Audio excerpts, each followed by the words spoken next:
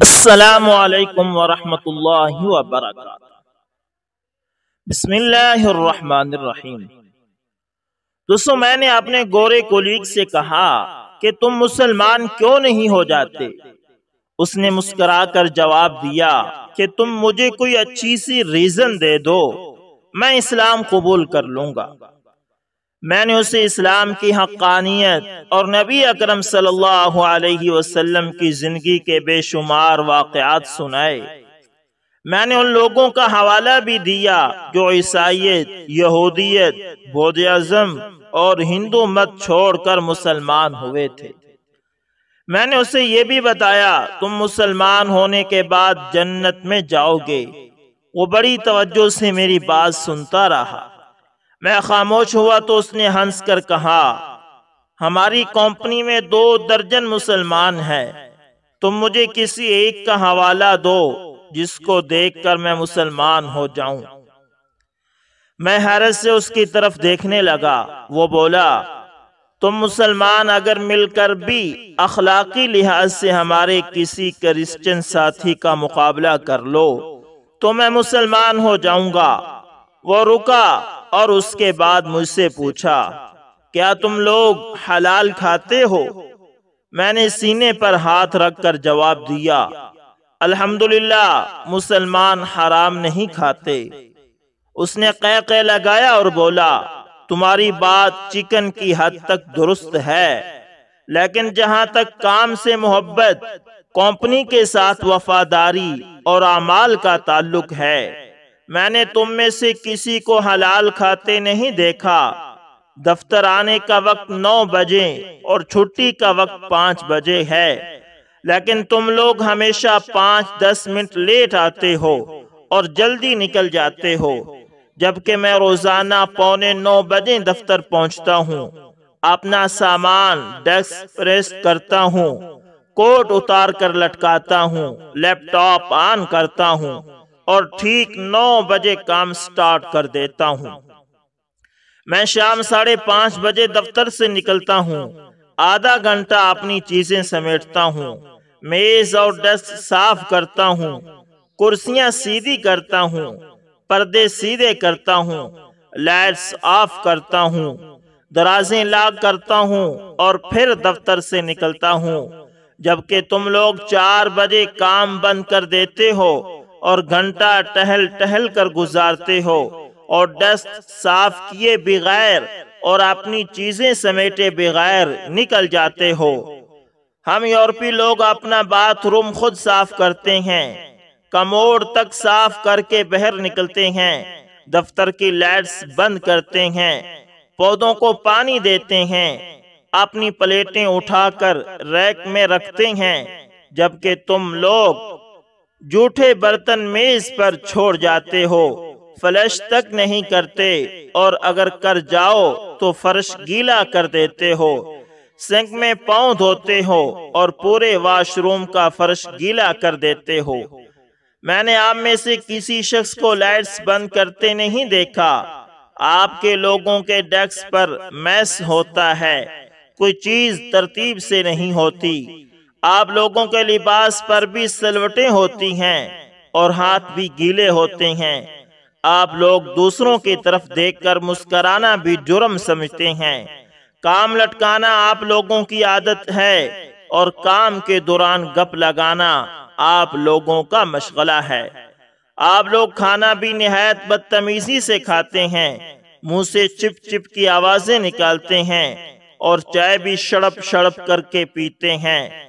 ہم یورپی لوگ کسی کی پیٹھ پیچھے بات نہیں کرتے، جبکہ آپ لوگ سارا دن دوسروں کے نقص نکالتے رہتے ہو۔ ہم خوراک اور ادویات میں ملاوٹ نہیں کرتے۔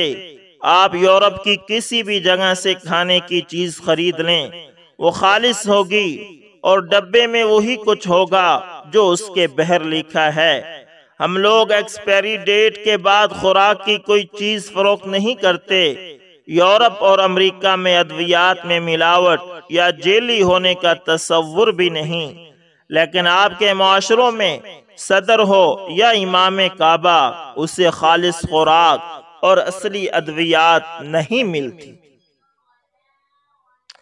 وہ رکا اور پھر بولا، میں نے تم لوگوں کو کبھی پڑھتے ہوئے بھی نہیں دیکھا۔ تم لوگ روز مٹھائی اور چاکلیٹ خریدتے ہو، لیکن میں نے تمہیں کبھی کتاب خریدتے نہیں دیکھا۔ کتاب اور علم سے یہ دوری میرے لیے حیران کن ہے۔ ہم مرغی ہو یا گائیں مذبح خانے میں ذبح کرتے ہیں، شہریوں کو اس کا خون نظر آتا ہے اور نہ ہی اوجڑی، جبکہ تم لوگ روز گلیوں اور بازاروں میں جانور ذبح کرتے ہو اور اسے نالیوں میں تڑپنے کے لیے چھوڑ دیتے ہو، اور آخر میں اس کی آلائشیں چوکوں اور گلیوں میں پھینک دیتے ہو، اور انہیں کتے، کوے اور چیلیں بھمبوڑتے رہتے ہیں۔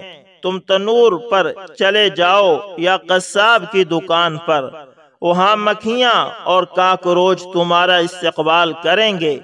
تم اپنے مولوی حضرات کو دیکھ لو، ان کا لباس گندا، حلیہ بے پرواہ اور پیٹ حدیں کراس کرتا نظر آئے گا۔ سوال یہ ہے، جو شخص اپنے 6 فٹ کے قد پر اسلام نافذ نہیں کر سکا، اس سے مجھے کتنا ایمان مل جائے گا؟ اور آخری بات، کیا تمہارے معاشرے میں عورتیں، بچے اور جانور محفوظ ہیں؟ کسی مسلمان ملک میں 10% خواتین بھی بے خوف ہو کر گھر سے نہیں نکل سکتی۔ تم لوگ بچوں پر بھی تشدد کرتے ہو اور جانوروں کو پتھر یا ڈنڈا مارنا بھی اپنا فرض سمجھتے ہو۔ تو پھر تم بتاؤ، میں تم میں سے کس کو دیکھ کر اسلام قبول کروں؟ اسلام بے شک عظیم اور شاندار مذہب ہے، لیکن تم مسلمان کسی بھی زاویے سے اچھے دکھائی نہیں دیتے۔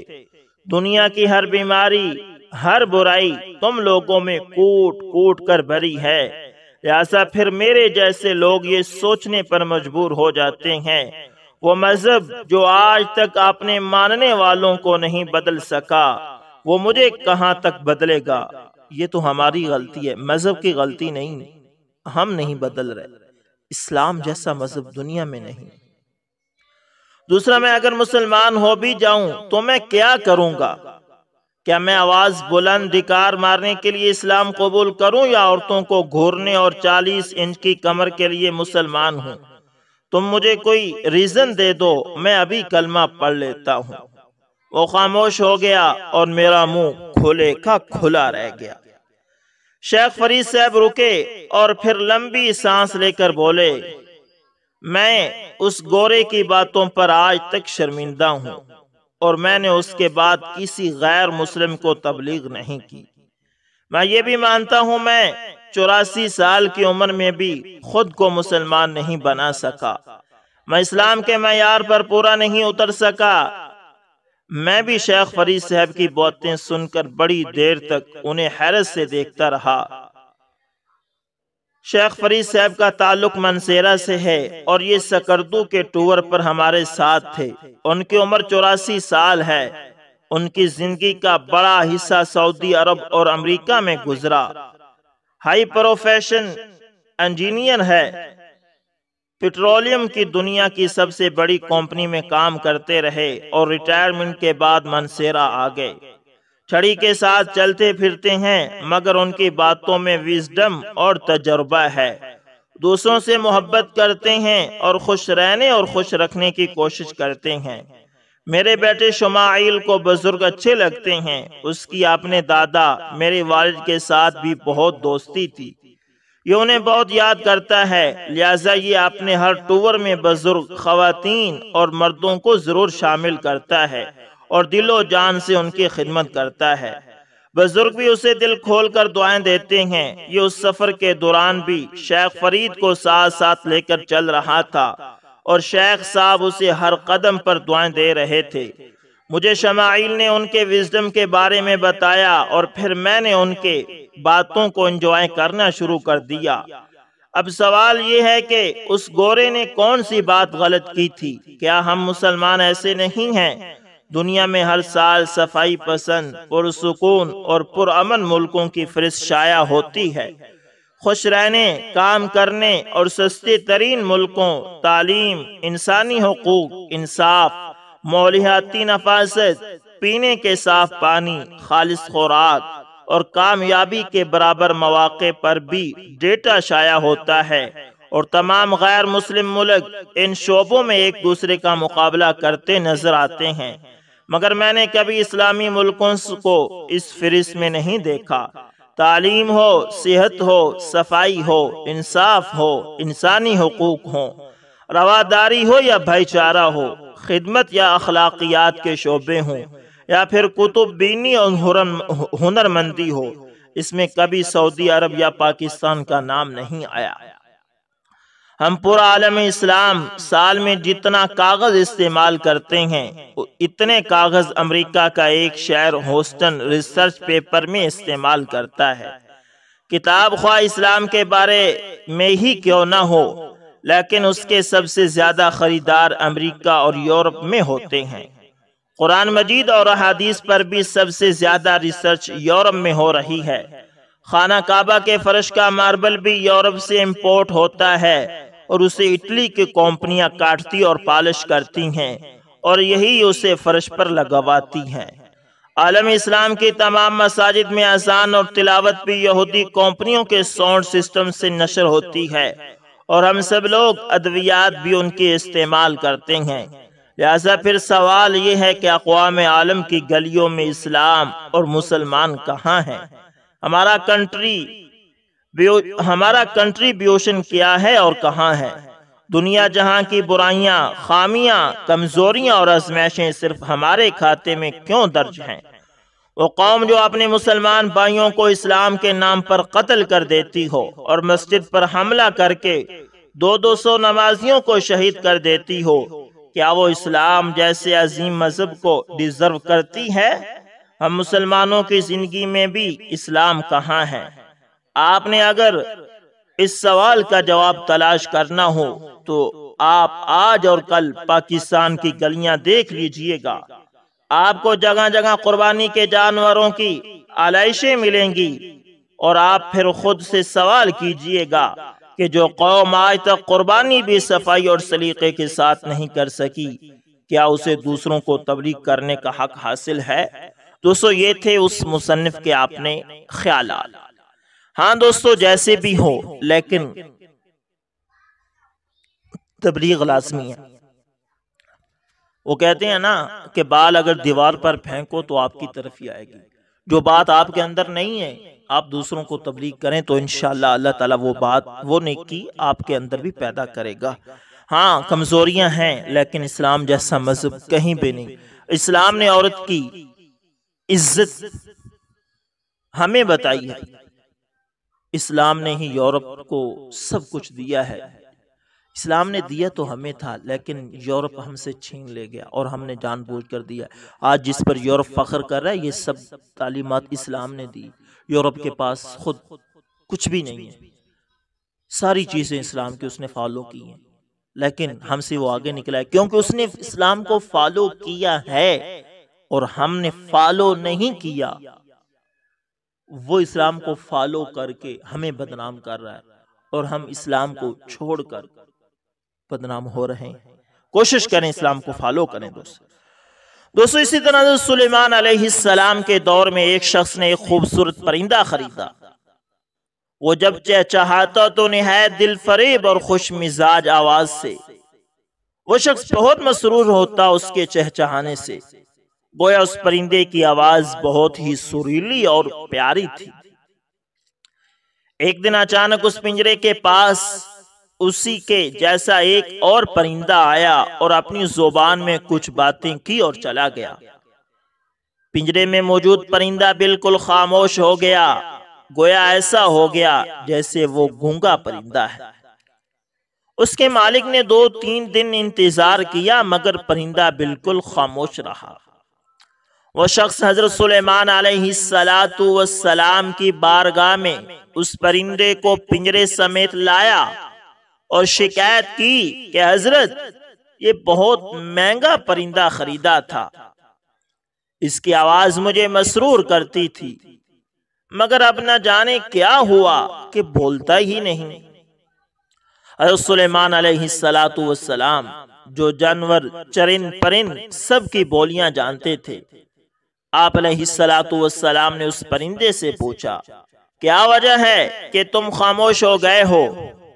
وہ پرندہ عرض گزار ہوا کہ اے اللہ کے برحق نبی، اے حضرت سلیمان علیہ السلام، یہ شخص سمجھتا ہے کہ میں خوش ہو کر چہچہاتا ہوں، مگر حقیقت یہ ہے کہ میں دیگر آزاد پرندوں کو دیکھ کر روتا ہوں کہ اے کاش میں بھی آزاد ہوتا تو کتنا اچھا ہوتا، مگر یہ شخص میری زبان نہیں سمجھتا، تو اس وجہ سے یہ شخص یہ خیال کرتا ہے کہ جیسے میں بہت خوشی سے گنگنا رہا ہوں۔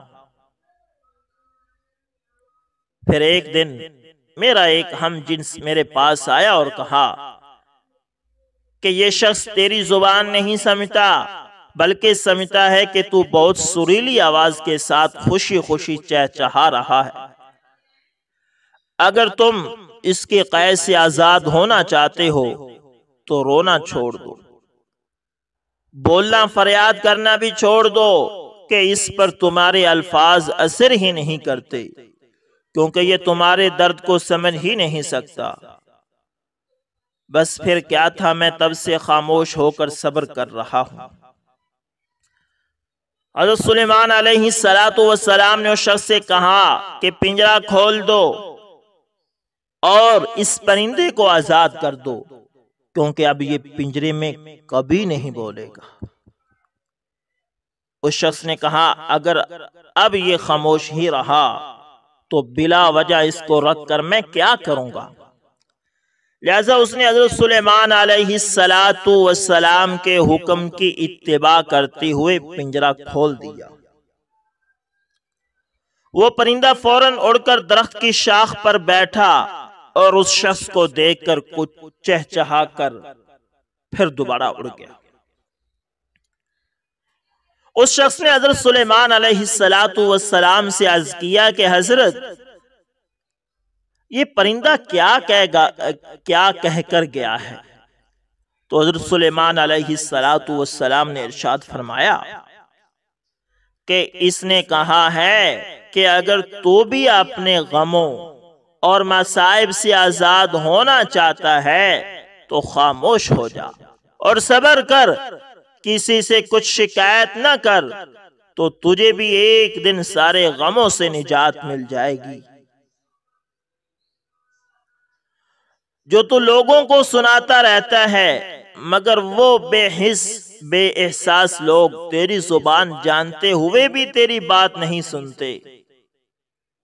دوستو یہ ایک حکایت تھی، یہ جھوٹی ہے یا سچی اس بحث میں نہ پڑیں۔ اس طرح کی حکایات سے نصیحت اور سبق ہی حاصل کیا جاتا ہے۔ دوستو سچ بھی یہی ہے کہ آپ اپنے تمام معاملات صرف اور صرف اللہ کے سامنے ظاہر کریں اور کسی کو بھی اپنا کوئی معاملہ نہ بتائیں۔ دوستو لوگ آپ کی مدد نہیں کرتے بلکہ آپ پر ہنستے ہیں۔ جب آپ اپنے تمام معاملات صرف اور صرف اللہ کے سامنے رکھیں گے تو دوستو پھر آپ کی تمام پریشانیاں حل ہو جائیں گی، کیونکہ وہی اللہ ہے جس نے تمام پریشانیوں کو ختم کرنا ہے۔ اس کے سوا کوئی شخص آپ کی کوئی پریشانی ختم نہیں کر سکتا، دوستو کبھی بھی نہیں کر سکتا۔ تو امید کرتا ہوں ویڈیو اچھی لگی ہوگی۔ اگر آپ لوگوں کو پسند آئے تو لائک شیئر لازمی کریں، اور اگر آپ ہمارے چینل AS انفارمیشن ٹی وی پر نئے ہیں تو دوستو اس کو بھی لازمی سبسکرائب کر لیں اور ساتھ میں بیل کے نشان کو دبانا نہ بھولنا تاکہ ہر نئی ویڈیو کا نوٹیفیکیشن آپ لوگوں تک پہنچتا رہے۔ دوستو ملتے ہیں کسی نیکسٹ اچھی سی ویڈیو کے اندر، تب تک کے لیے اللہ حافظ، جزاکم اللہ خیر۔